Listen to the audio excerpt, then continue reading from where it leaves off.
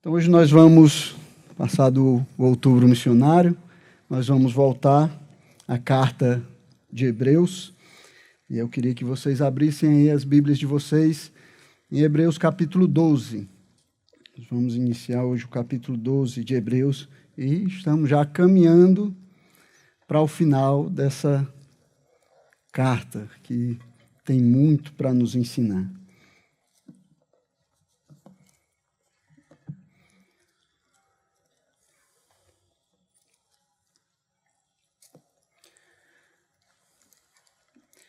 Hebreus capítulo 12, diz assim a palavra do Senhor.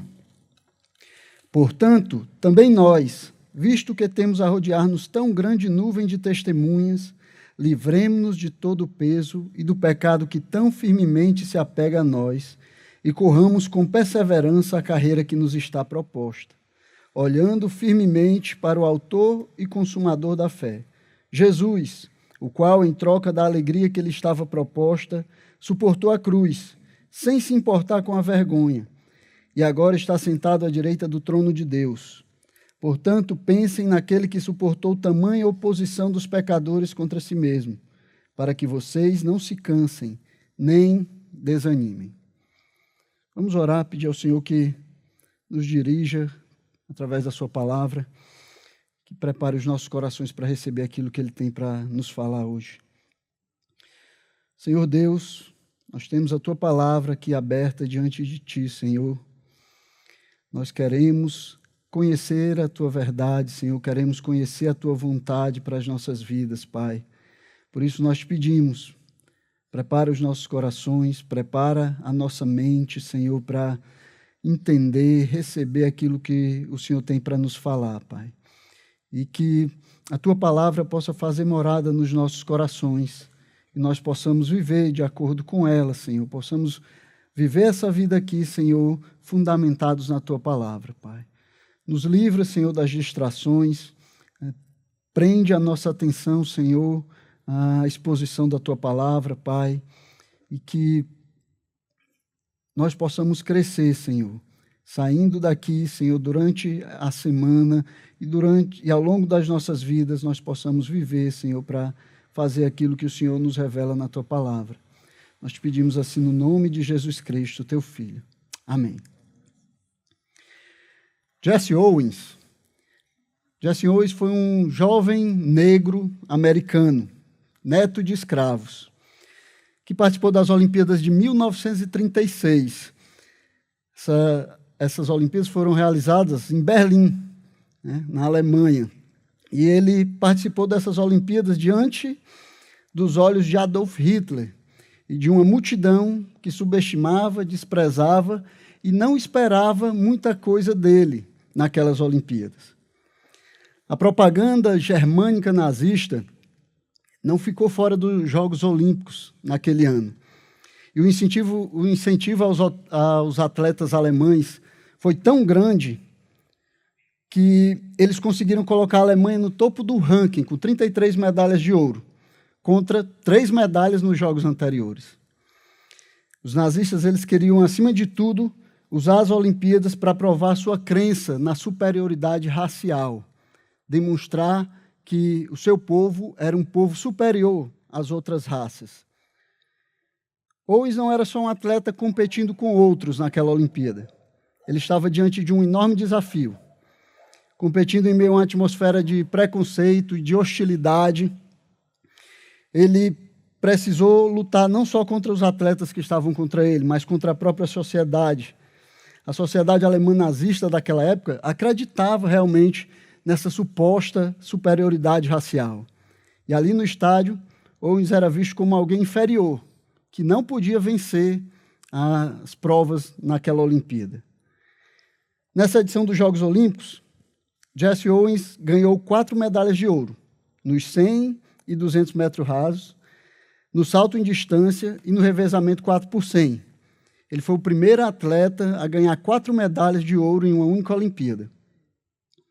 E no final da prova de salto em distância, que foi a última medalha que ele ganhou naquela Olimpíada, Jesse Owens ele foi aclamado por milhares de torcedores de diversas nações, e juntamente com um alemão também. Lutz Long, que era o seu adversário no salto em distância, que terminou a prova em segundo lugar, mas depois que Owen o venceu, ele pulou na caixa de areia e abraçou ele, se congratulando por causa da sua vitória. A presença daqueles que incentivaram ele, ajudaram ele a vencer. Apesar das vozes contrárias, Owen ele se manteve firme, correu a corrida com determinação. Ele tinha várias pessoas que incentivavam e torciam por ele naquele estádio, que deram a ele energia extra para enfrentar tudo que estava contra ele naquelas Olimpíadas. Ele se concentrou no alvo, ignorou as distrações e deu o seu melhor resultado. E as suas vitórias naquela Olimpíada entrou para a história. E nós estamos falando disso aqui hoje, 88 anos depois. E é um quadro como esse que o autor de Hebreus, ele tenta pintar para encorajar os seus leitores a se manterem firmes. É sobre isso que ele está falando, é com essa ideia que ele vai tentar encorajar aqueles que liam a sua carta. A vida cristã é como uma corrida em um estádio.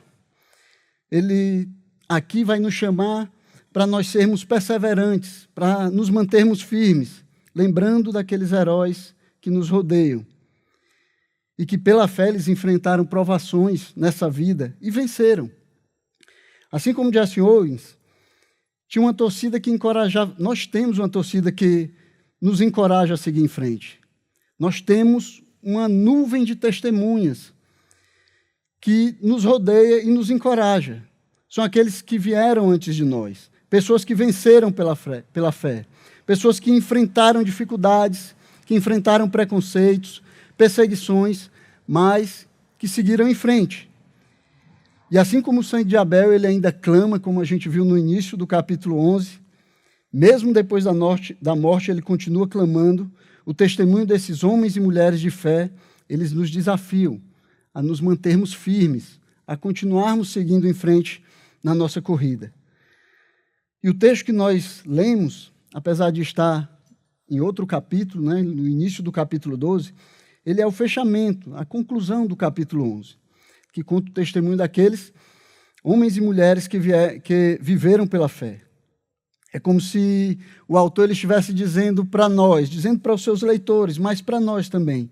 Vejam o que essas pessoas puderam fazer pela fé. E vão e façam a mesma coisa que eles fizeram.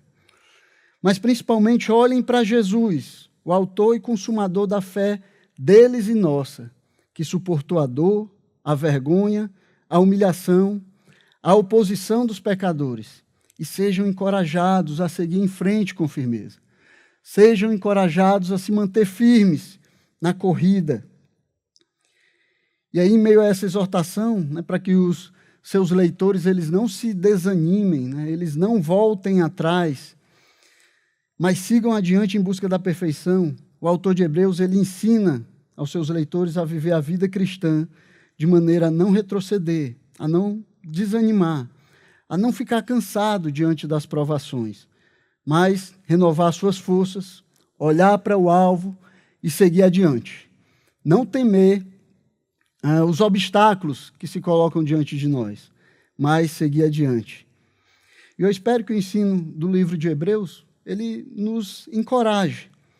Eles nos encorajem diante do desânimo, diante, muitas vezes, daquelas coisas que nos abatem, enquanto nós vivemos a vida cristã, que nos faz pensar em desistir, em voltar atrás, em jogar tudo para o alto. Eu espero que nós sejamos encorajados a olhar os desafios da vida com fé, olhar com os olhos da fé e seguir adiante, mesmo diante das provações. Então a pergunta é como viver a vida cristã sem desanimar? Como passar por essa vida sem perder para o desânimo, sem voltar atrás? O livro de Hebreus ele vai nos dar algumas lições, vai nos ensinar como nós deveríamos fazer isso. E a primeira lição que nós encontramos aqui é como nós devemos andar a vida cristã sem desanimar, é saber que nós temos um modelo que nos motiva. Nós temos um modelo que nos motiva. Primeiro versículo do capítulo 12, ele começa dizendo: portanto, também nós, visto que temos a rodear-nos tão grande nuvem de testemunhas. Ele nos chama a olhar para essas testemunhas. Ele nos chama a olhar para essa nuvem de testemunhas que está a nos rodear. E a conjunção que começa esse capítulo aqui, ela tem o sentido de conclusão, né, de uma inferência lógica, né, daquilo que foi dito antes, e mais especificamente daquilo que foi dito no capítulo 11. Então, ele está ligando o capítulo 11 ao que ele vai falar agora, ao que ele vai ensinar agora. Olhem para esses homens, olhem para essa nuvem de testemunhas. Né? A inferência lógica é: olhem e façam. Né? Então, ora, se o testemunho desses homens, descritos no capítulo 11, mostra que é possível viver pela fé, mesmo diante da perseguição, mesmo diante das provações, mesmo quando nós não sabemos todas as coisas, mesmo quando nós não temos todas as respostas, mesmo diante daqueles que nos perseguem, se o testemunho deles mostra que mesmo assim é possível seguir adiante confiando em Deus, então também nós, é isso que o autor está dizendo, nós também deveríamos conseguir viver pela fé, nós também deveríamos nos concentrar em viver pela fé e seguir em frente na carreira. Nós deveríamos seguir adiante pela fé, olhando para essas testemunhas que vieram antes de nós. E veja que aqui ele nos coloca no mesmo nível desses homens. Ele nos coloca no mesmo patamar, no sentido de que eles não tiveram nenhuma vantagem sobre nós. Eles não tiveram nenhum privilégio. Eles não tiveram algo superior ao que nós temos. Pelo contrário, nós temos até mais do que eles tiveram. Nenhum deles foi um supercrente ou foi dado superpoder a ele para enfrentar as provações e as lutas que surgiram na sua vida. Mas a mesma fé que estava disponível a eles está disponível a nós também. E nós podemos seguir adiante. Nós podemos seguir pela fé sem desanimar. Nós também podemos viver pela fé como eles viveram, realizar o que eles realizaram e suportar o que eles suportaram também. Diante desses testemunhos, nós não temos desculpa para viver de outra maneira. Nós não temos o que dizer diante desses que são chamados heróis da fé. Eles conseguiram enfrentar perigos, eles conseguiram enfrentar coisas terríveis pela fé e seguir adiante, e seguirem firmes, sem desanimar. E por isso nós também podemos seguir adiante. O exemplo e testemunho desses homens de fé, o exemplo que eles deram nas suas vidas, eles não nos permitem qualquer justificativa para desanimarmos. Eles não nos permitem dar qualquer desculpa para voltar atrás. Afinal, o que é que nós podemos dizer diante deles?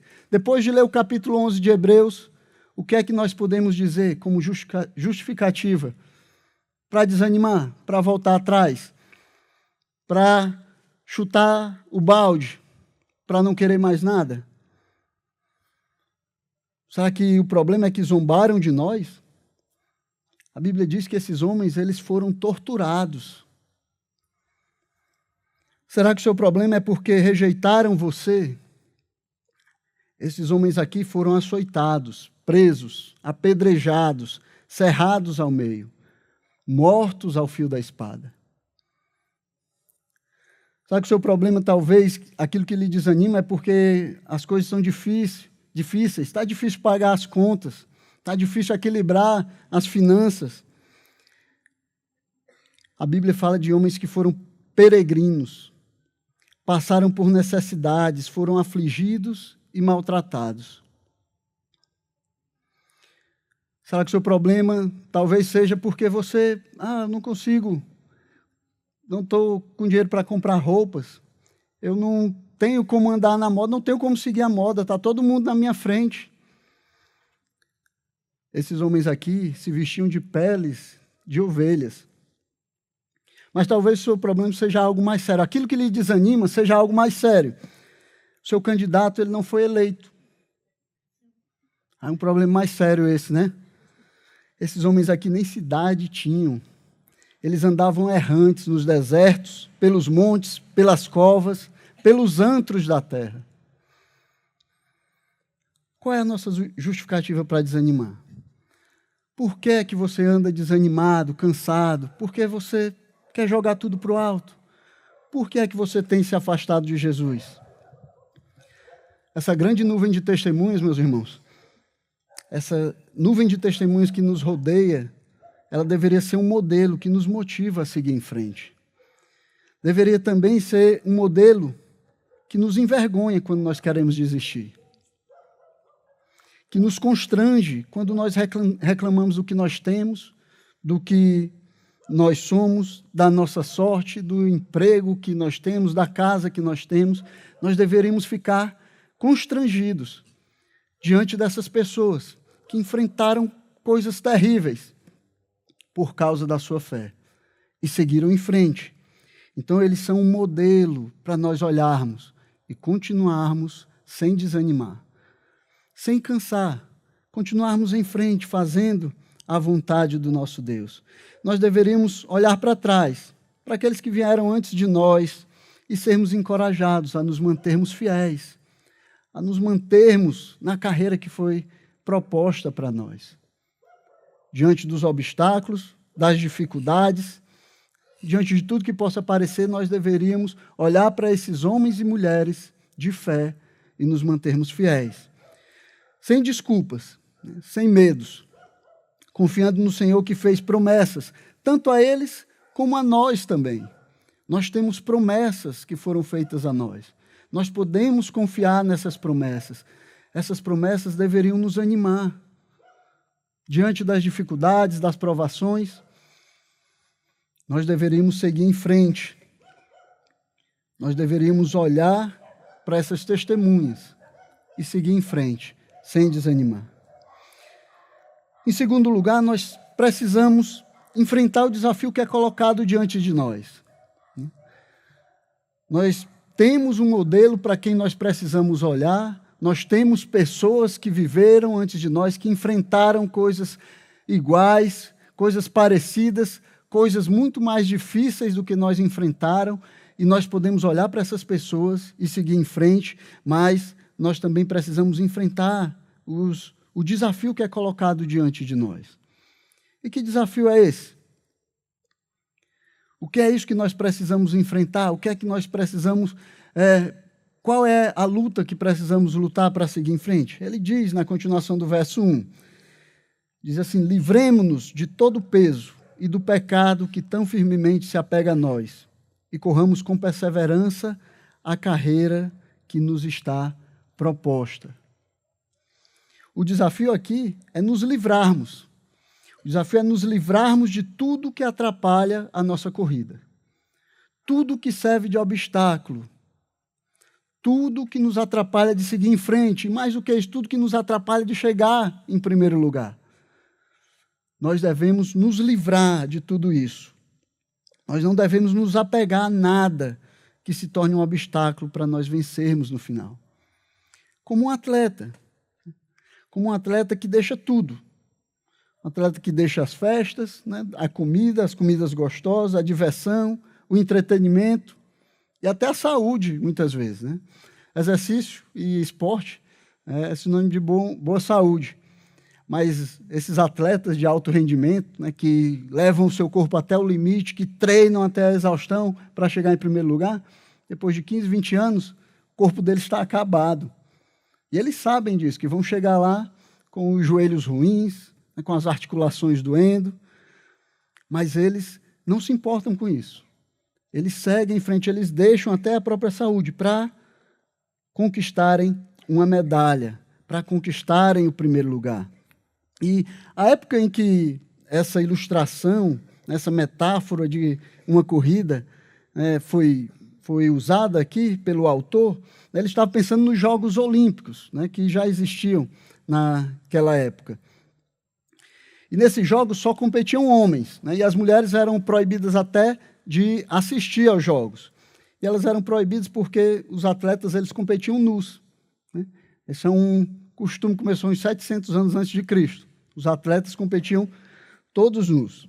é que as roupas daquela época elas não facilitavam, não ajudavam muito a prática de esportes, né? Então, os atletas, para não ter nada atrapalhando a vitória, eles corriam nus, né? E até hoje você pode ver as roupas que são usadas hoje, elas são bem coladas no corpo, né? Para dar a sensação de nada mesmo atrapalhando. É como se fosse só o seu corpo aqui.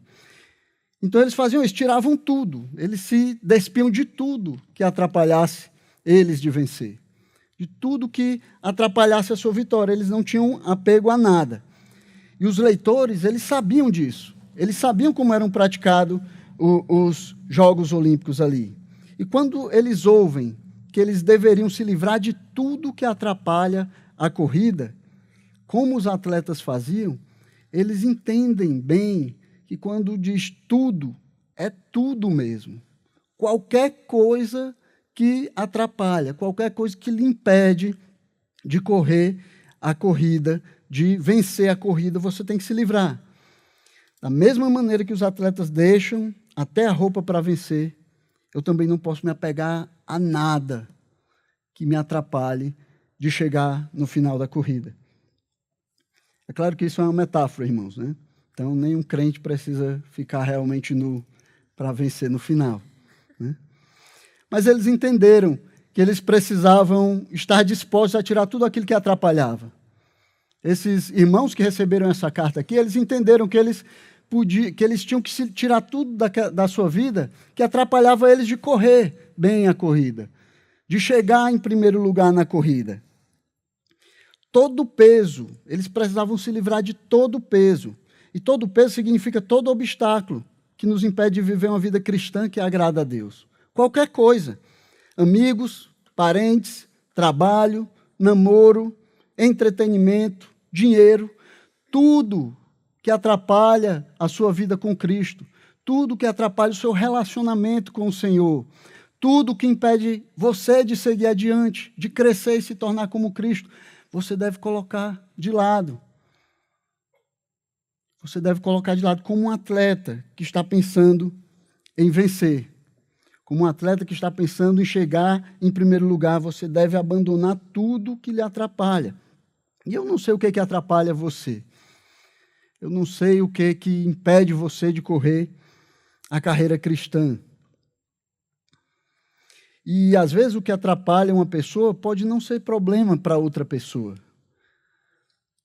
Mas o peso, quando ele é colocado aqui junto com o pecado, parece que é algo que não é necessariamente pecaminoso.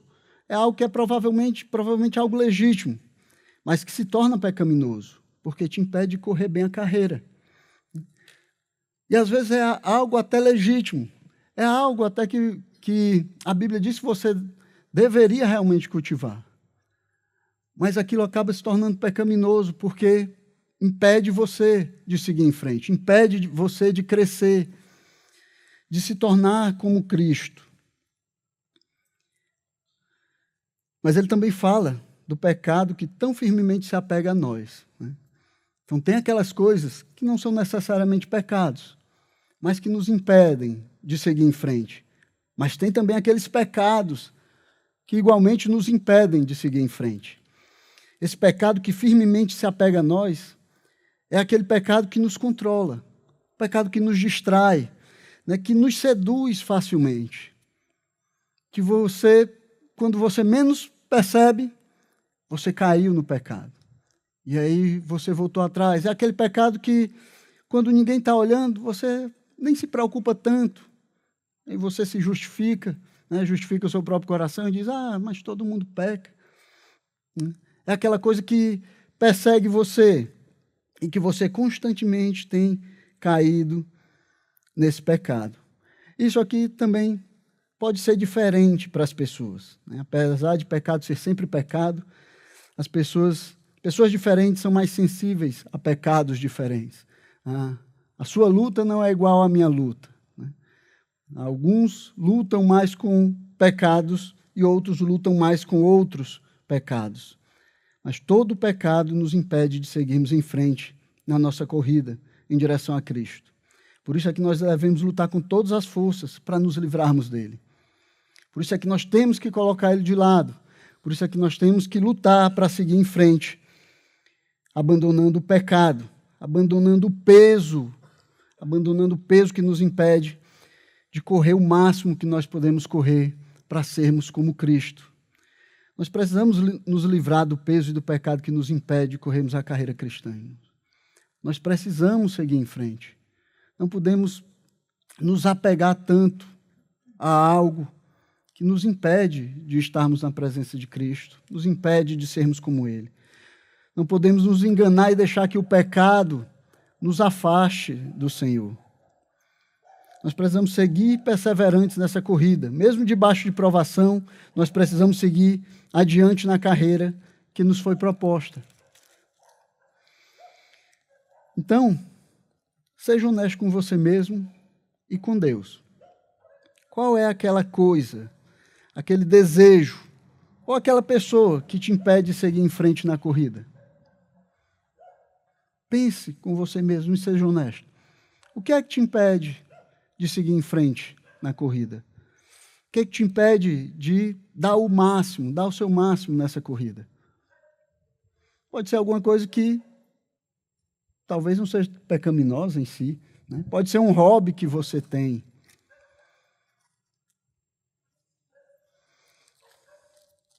O que é que te puxa para trás, que não deixa você cumprir o objetivo de ser como Cristo, de ser igual a Cristo? É o seu trabalho? É a faculdade? É aquela prova que você tem que fazer de qualquer jeito. Enquanto você não fizer, você não vai conseguir fazer mais nada na sua vida. É aquele sonho que você tem, que só quando realizar ele, aí você vai lembrar de Cristo e pensar em como é que você vai crescer como Cristo. É o casamento, que é uma coisa boa, mas que você acha que se não vier, se não tiver, você não consegue seguir em frente. E isso te impede de correr a carreira que foi colocada diante de você. Não seja honesto, olhe para dentro de você, olhe para o seu coração e diga e pense naquilo que te atrapalha na carreira, que te atrapalha de seguir a Cristo, de fazer a vontade de Deus, e que algumas vezes até te leva para trás, te coloca para trás. E mesmo que seja aquela coisa que você não consegue, que você acha que não consegue viver sem, abandone isso. Ame a Cristo. Lembra, Cristo diz que aquele que vem a Ele não aborrecer pai, mãe, irmãos e a própria vida, não é digno dele. O que ele queria dizer é que todo amor que uma pessoa pode ter tem que estar abaixo do amor que ela tem a Cristo. Você não pode amar seu pai mais do que a Cristo. Não pode amar a sua mãe mais do que a Cristo. Não pode amar a sua esposa mais do que a Cristo. Nem os seus filhos mais do que a Cristo. Ele deve ser o seu primeiro e maior amor. E o maior amor, irmão, sempre vai vencer. Então pense naquilo que você acha que não pode deixar. Esse é o seu maior amor, e não Cristo. Pense naquilo que você acha que não pode viver sem, que você entraria em desespero se fosse tirado da sua vida. Esse é o seu maior amor, e não Cristo. Enquanto Cristo não for o maior amor da sua vida, você não vai conseguir deixar de lado as coisas que atrapalham você de crescer. E mais do que isso, você não vai conseguir nem usufruir daquelas coisas que você acha que são bênção na sua vida. Porque é o amor de Cristo que é o exemplo de todos os outros amores que nós temos na vida. E qual é o seu pecado de estimação? Qual é aquele pecado que você cultiva? Aquele que você não quer realmente deixar ele, embora às vezes você diga que está lutando, mas você não faz muita força realmente para lutar contra ele. É quando ninguém está olhando, você nem tem peso na consciência de praticar. Não dá para chegar na frente na corrida se você não deixar de lado esse pecado, se você não vencer esse pecado, se você não colocar de lado esse pecado. Nós precisamos nos livrar dessas coisas que nos impedem de ser e fazer tudo aquilo que o Senhor espera de nós. Então escute a exortação da palavra de Deus. Abandone o peso e o pecado, se arrependa e siga em frente na corrida. Siga em frente para ser como Jesus Cristo é. Siga em frente para a recompensa que espera. Os atletas, eles fazem de tudo, eles deixam tudo para ganhar uma coroa corruptível, uma coroa que se acaba, uma medalha que perde o valor. Mas o que nos está prometido é uma coroa incorruptível, que não se acaba, que não tem fim. Não faz sentido, irmãos, trocar a eternidade por alguns anos de vida. Mesmo que você viva uma vida longa, você vai ver 80, 100 anos, mas é só isso. A eternidade é incomparável, colocada diante dos poucos e breves anos que nós vivemos nessa terra. Em terceiro lugar, para viver a vida cristã sem desanimar, nós precisamos manter os olhos no alvo. Nós precisamos olhar para o alvo. Precisamos ter fixos nas nossas mentes, diante dos nossos olhos, o alvo da nossa fé. É o que ele diz no verso 2. Olhando firmemente para o autor e consumador da fé, Jesus, o qual, em troca da alegria que lhe estava proposta, suportou a cruz, sem se importar com a vergonha, e agora está sentado à direita do trono de Deus. O alvo e o objetivo final da nossa fé é estarmos com o nosso Senhor e Salvador, Jesus Cristo. É sermos como Ele é. É por isso que nós corremos. Nós não corremos atrás de uma medalha, nós não corremos atrás de uma coroa, nós não corremos atrás da fama que esse mundo pode dar. Nós corremos para estarmos com o Senhor eternamente e sermos como Ele é. É isso que Ele nos promete. Ele nos promete um reino onde nós reinaremos com Ele por toda a eternidade. É para Ele que nós devemos olhar. É nele que nós temos que fixar a nossa visão. Assim como um corredor tem os seus olhos fixos na chegada. O corredor, ele corre olhando para o final, para a linha de chegada. É lá que está o objetivo dele. É aquela linha que ele quer ultrapassar. Nós também corremos olhando para a eternidade, né? Pensando na linha de chegada da eternidade, quando nós estaremos para sempre com o Senhor. Mas é da natureza pecaminosa dos homens, né? Se distrai com várias coisas nessa vida. Tirar a atenção de Jesus, colocar a sua atenção em outras coisas, em outras pessoas, e esquecer por que nós estamos correndo, esquecer para onde é que nós estamos indo, esquecer por que nós recebemos a esse Senhor como Senhor das nossas vidas, esquecer por que Jesus nos salvou, nos tirou desse mundo de pecado e nos trouxe para o reino do seu Filho. Dinheiro, posição e poder que você tem ou acha que tem, não vai fazer você vencer a corrida. Essa corrida não é vencida a maneira como muitas vezes se vencem as corridas aqui nesse mundo. Dinheiro é irrelevante para essa corrida aqui. Poder também não faz você chegar na frente. A sua posição não vai colocar você em primeiro lugar aqui. Nada disso ajuda você a correr essa corrida. Seus pais, seus filhos, seu pastor, essas pessoas podem até ajudar você, mas colocar neles a sua esperança vai deixar você frustrado, vai causar decepção em você, porque eles também não podem fazer você vencer a corrida. Eles não conseguem colocar você na primeira posição. O alvo é Jesus. Os nossos olhos têm que ser colocados em Jesus. Ele que é o autor e consumador da fé. Ou seja, é Ele que originou, é Ele que é a fonte da nossa fé. E só Ele pode completar, só Ele pode consumar a nossa fé. Ou só Ele pode nos levar até o fim da nossa fé, a glória eterna com Ele. É nisso que nós cremos, é para isso que nós lutamos. Ou deveria ser por isso que nós lutamos, para alcançarmos o fim da nossa fé, a vida eterna com o Senhor. E a palavra foi traduzida aqui como consumador, significa literalmente completador, né? Não fica muito bonito no português. Então, ou também poderia ser aperfeiçoador, né? É a ideia daquele que termina, né? A ideia para o mundo antigo de ser perfeito, né, é a ideia de ser completo, né? Daquilo que não falta nada, daquilo que está tudo no lugar, né?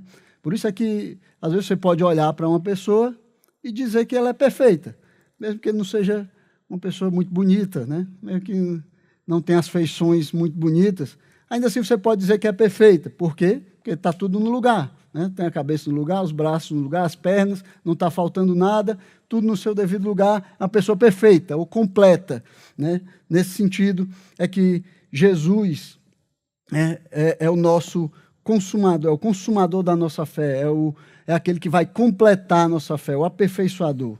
Né? É isso que Jesus vai fazer com a nossa fé, ou com a nossa esperança, aquilo que nós esperamos. Ele vai aperfeiçoar, ele vai completar, ele vai colocar tudo no lugar certo para nos tornarmos como ele é e vivermos para sempre com ele na glória.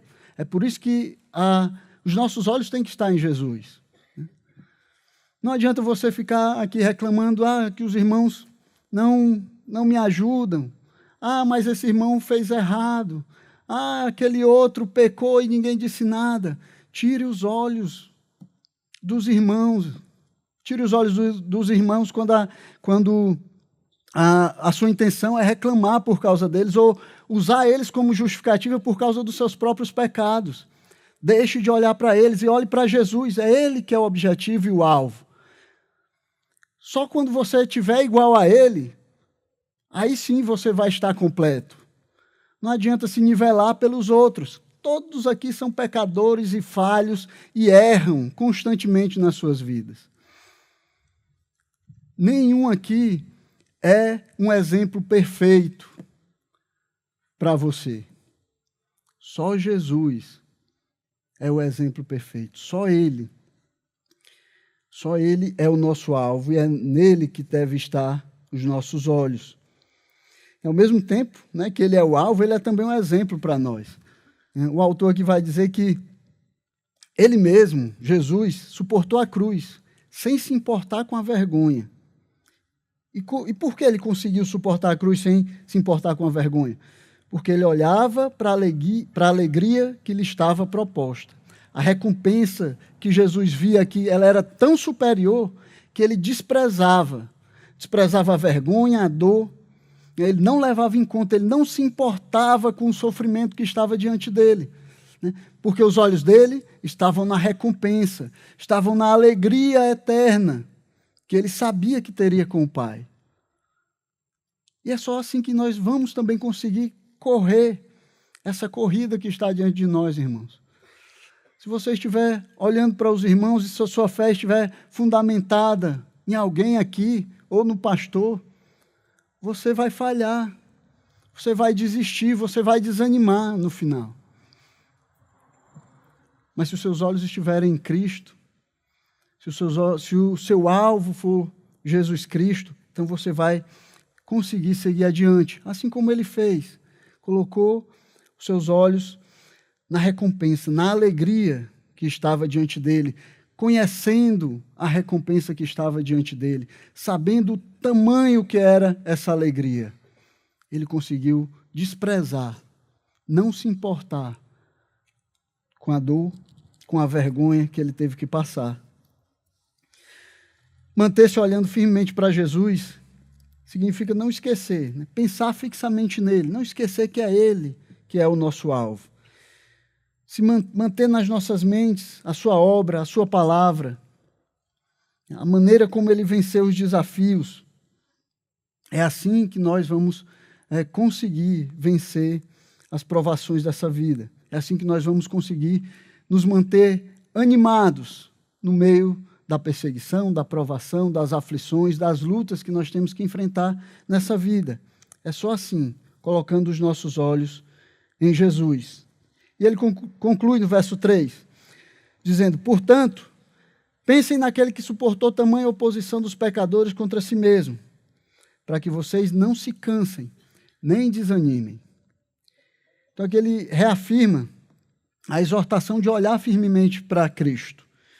Olhar firmemente para Jesus, ele diz para pensarmos, mas não como aquele pensamento que vem à nossa mente e logo se vai, aquele pensamento que passa pela nossa cabeça. A ordem aqui é para pensar ou raciocinar meticulosamente, para pensar cuidadosamente, considerar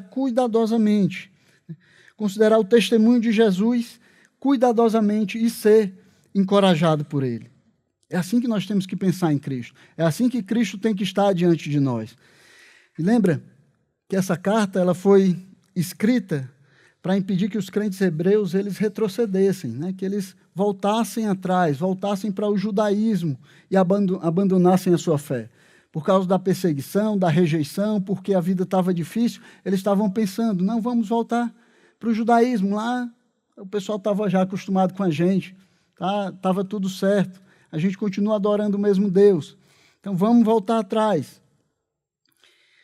Então, ele escreve essa carta para impedir que eles façam isso. O cansaço e o desânimo aqui, eles são colocados como evidência e manifestação da queda e do retrocesso. Já são a evidência, já são a manifestação desse retrocesso. Cansaço e desânimo aqui é sinônimo de falhar, de ser derrotado, de perder. Essa carta ela não é escrita para ajudar os cansados e os desanimados. Ela é escrita para evitar o cansaço e o desânimo. Aqui o cansaço e o desanimado já estava fora de alcance, como ele usa as palavras aqui. Quando ele fala de cansaço, não é apenas aquele cansaço que você sente quando termina alguma coisa que você estava fazendo, ou quando você realiza um trabalho, aquele cansaço que às vezes é até gratificante, porque você sabe que é o cansaço de ter trabalhado, de ter feito alguma coisa e ter terminado. O autor aqui ele usa uma expressão idiomática, que significa literalmente ficar cansado de espírito, é ficar abatido, é perder gradualmente a motivação para atingir algum objetivo. É esse cansaço que ele está falando aqui. Esse cansaço de espírito, esse cansaço que vai levando você a perder o ânimo, a perder a motivação, a não querer mais seguir em frente para chegar no objetivo. Significa cansado de tentar, cansado de seguir em frente. É não querer dar o último gás, pensando aqui na analogia que ele faz do atleta. É quando o atleta vê que tem alguém ali na frente dele, e aí ele já está cansado, ele diz, não vale a pena continuar. Vou parar aqui porque ele já ganhou mesmo. É esse tipo de cansaço aqui, é o cansaço de quem já desistiu. Para um atleta, isso significa perder a medalha. Mas para um cristão, isso pode ser fatal. Isso pode significar perder a vida. Agora, desanimar, como é usado aqui, é ainda pior. O desânimo aqui não é só aquela pessoa que está, hoje eu não estou bem. Não é só isso. Desanimar aqui significa desistir de vez. É desmaiar, cair no chão. Se o cansado é aquele que segue correndo, quase desfalecendo, querendo desistir, perdendo as forças gradualmente, o desanimado é aquele que já entregou os pontos. Já se jogou no chão e já disse, não dá mais não, vou desistir aqui mesmo. É desse desânimo que ele está falando aqui. O único jeito de se livrar dessa situação de cansaço e desânimo é mantendo os nossos pensamentos fixos em Jesus Cristo. É lembrando de toda a oposição que ele suportou, de como ele venceu e está sentado à destra de Deus, de como ele conseguiu enfrentar e vencer toda a oposição que foi colocada diante dele. É só tendo ele como alvo e objetivo das nossas vidas que nós conseguimos vencer esse cansaço e esse desânimo. Pensar em Jesus que suportou a oposição dos pecadores contra ele é o ápice do nosso encorajamento.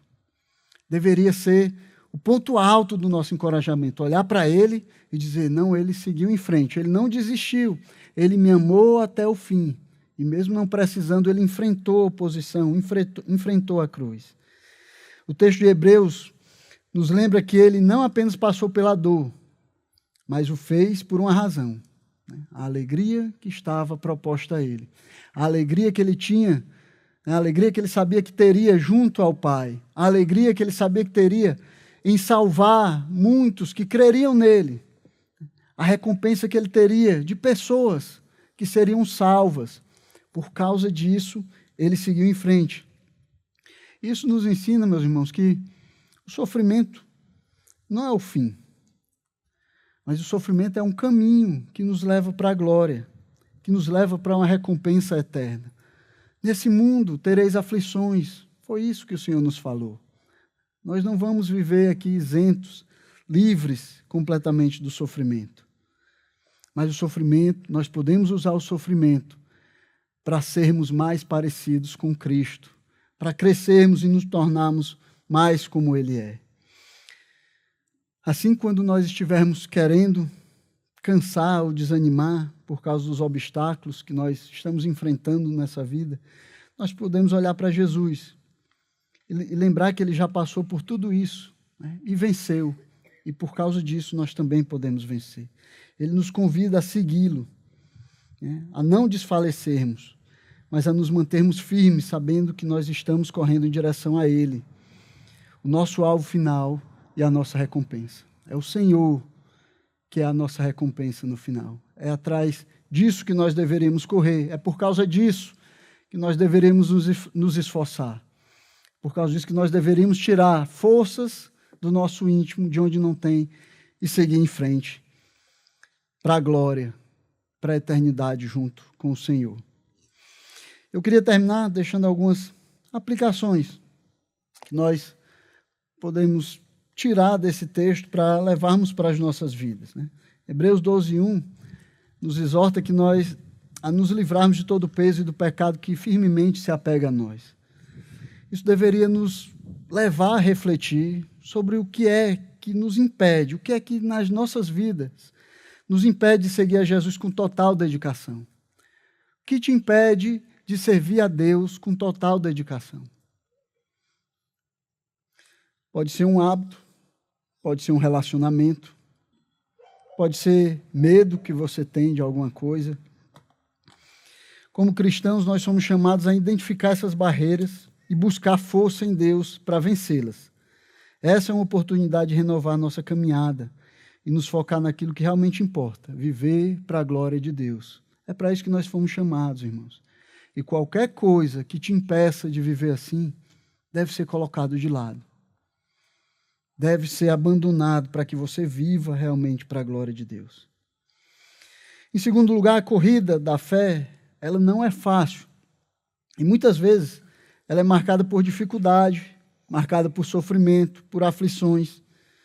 Porém, assim como Jesus enfrentou a cruz com perseverança, nós somos chamados a não desistir também, né? Somos chamados a lutar, a enfrentar as dificuldades que surgem diante de nós e continuarmos seguindo com perseverança. Nós precisamos olhar para Jesus, né? Nós somos incentivados a manter a nossa esperança. Nós somos incentivados a nos mantermos olhando para Jesus, a confiar que Deus é fiel para nos sustentar e nos levar à vitória final. Hebreus 12:2 também nos lembra que Jesus é o autor e consumador da nossa fé. Ele é o nosso alvo e aquele em que nós devemos manter o foco, mesmo em meio às dificuldades.